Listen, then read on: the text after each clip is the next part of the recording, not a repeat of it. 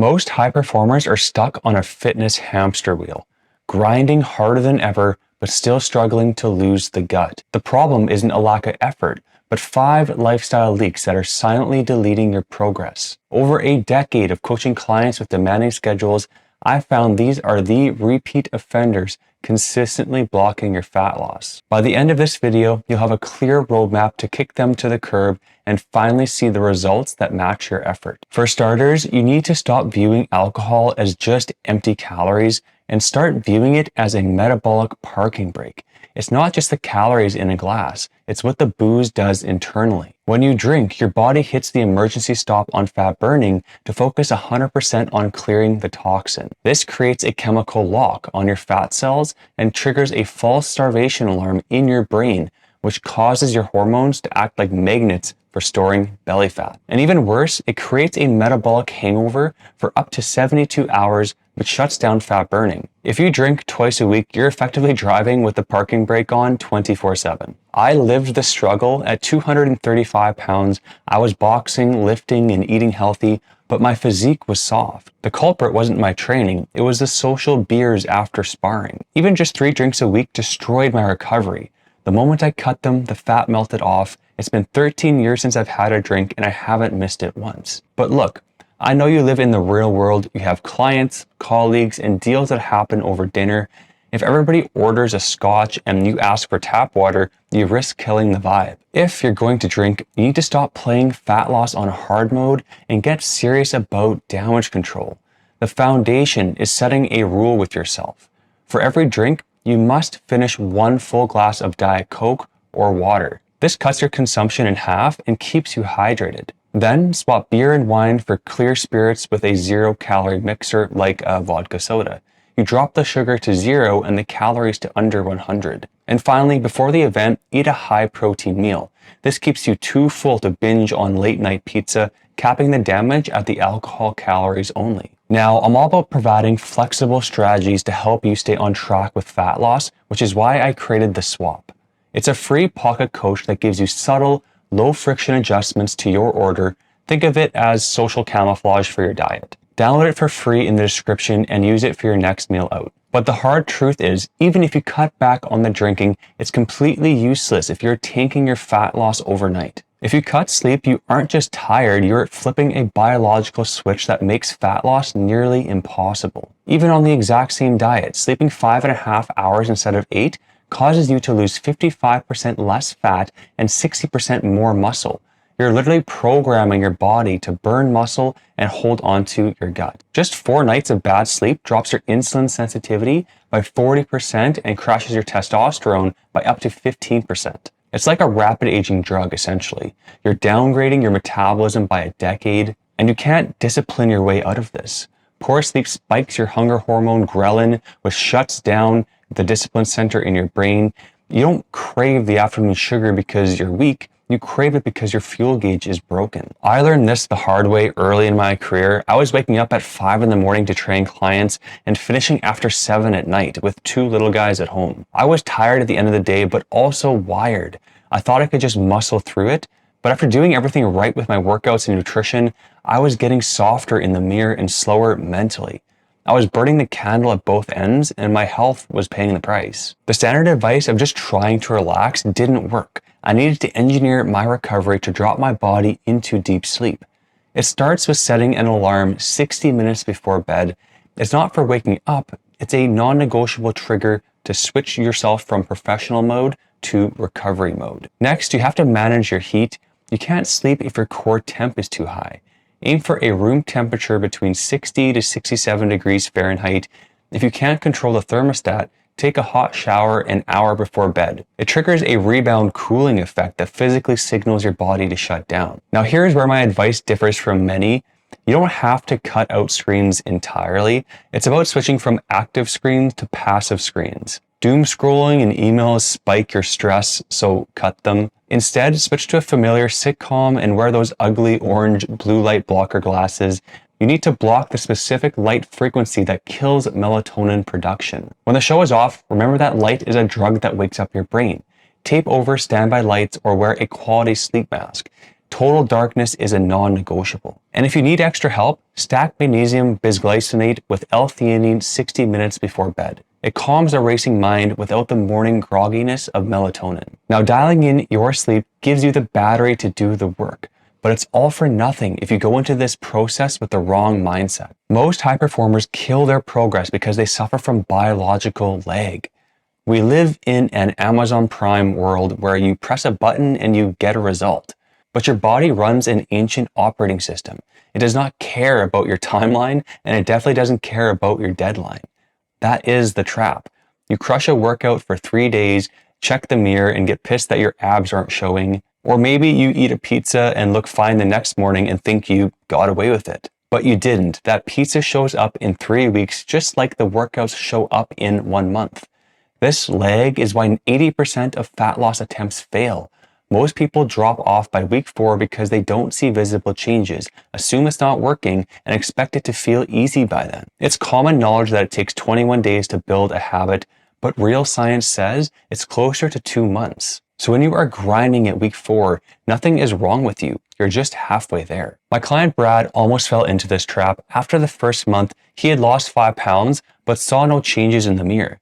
He wasn't sure if it was working, but I told him, good, that means it's real. Think of fat loss like a roll of paper towel. Removing a few sheets at the start doesn't change the size visually. This is because fat loss is global, not local. You're dropping weight from your back, your legs, and your face long before your body attacks the stubborn storage on your stomach. If you rely on the mirror to validate your hard work in the first month, you will fail every time. Brad trusted the math. 8 months later, he was down 86 pounds and deadlifting 300 pounds for reps. His family accused him of being on Ozempic, but he just understood the timeline. So stop chasing fast results. Fast results are fake results. You didn't get out of shape overnight, and you won't get ripped overnight either. Think long-term and stack small wins like good sleeping, clean eating, lifting consistently, and let them compound.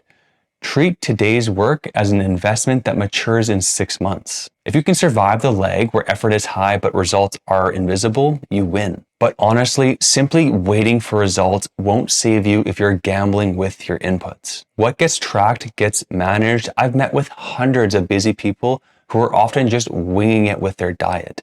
They'll say things like, yeah, I eat pretty clean, but when we actually start tracking together, the numbers tell a very different story. If you're not tracking, you're just guessing, and guessing is where results go to die. I wouldn't even look at it as a means of tracking every calorie, but more so to see where you are weakest at. It's hard to fix what you can't see. Take my client Derek, for example, who's got a high-stress job as a physician.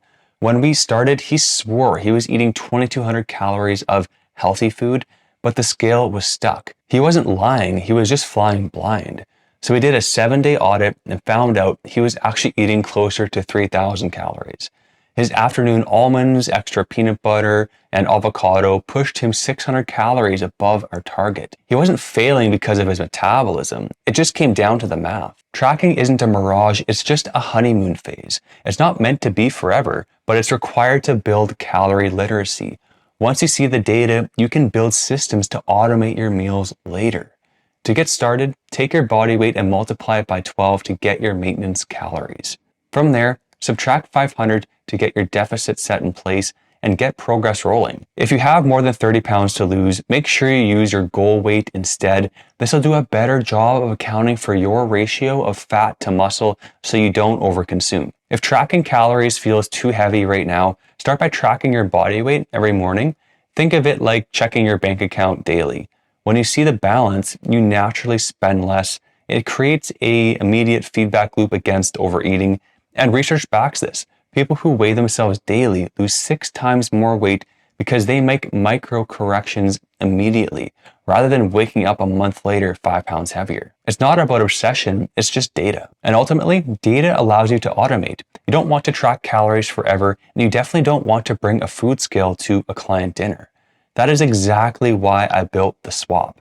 It handles the decision fatigue for you, telling you exactly what to order to stay lean without killing the social vibe.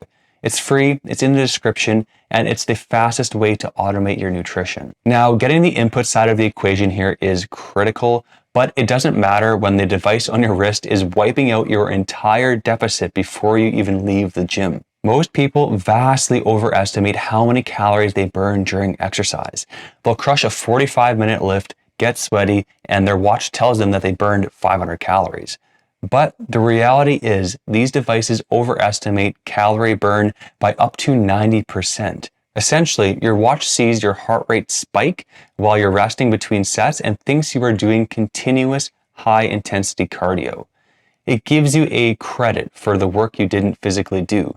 It gets worse when you sync your watch with your nutrition app because it adds those calories back into your daily food budget. This triggers what's called a licensing effect in psychology, where you subconsciously feel you have earned the burger and the beer. You end up eating a surplus of calories to replace energy you never actually burn. And you're led to think that working out burns more calories than it does. I remember one of my clients, Mark, who was a business owner, he'd crush a circuit, show me his Apple Watch reading 500 calories, and joke he had earned his bonus for the dinner. He viewed that number as a bank deposit of extra cash he could spend that night. But because the deposit was a glitch, the spending put him in debt. He worked hard and ate the reward, but he didn't lose a pound for 3 months until we realized he was spending money he didn't have. The gym is not there for you to lose weight. It's an inefficient vehicle for that.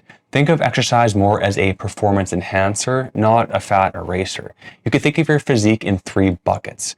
Bucket number 1 is quantity, how many calories you eat. This controls your weight. Bucket 2 is quality, what you eat. This controls your health. And bucket 3 is training, which impacts your shape. There is a lot of overlap between these buckets, but the key takeaway is that training builds the asset of muscle and nutrition controls the liability of fat. The problem is that people are trying to use bucket 3 to lose weight, but if they would just focus on bucket 1, how much they ate, their effort would actually pay off. So never eat back your calories burned from exercise. Calorie calculators already account for your movement, and working out burns far fewer calories than you think it does. When you stop chasing calories burned and viewing exercise as the road to weight loss, you begin focusing on your inputs and body fat melts off. Now, this roadmap will strip away the fat covering your abs, but you still need to incinerate the dangerous active fat wrapping around your organs. Visceral fat restricts blood flow and literally shrinks your brain, killing the focus and memory you need to perform. There is a specific way of eating proven to target this fat without chasing fad diets like keto or carnivore. Click here and I'll show you the exact grocery list to save your brain and your waistline.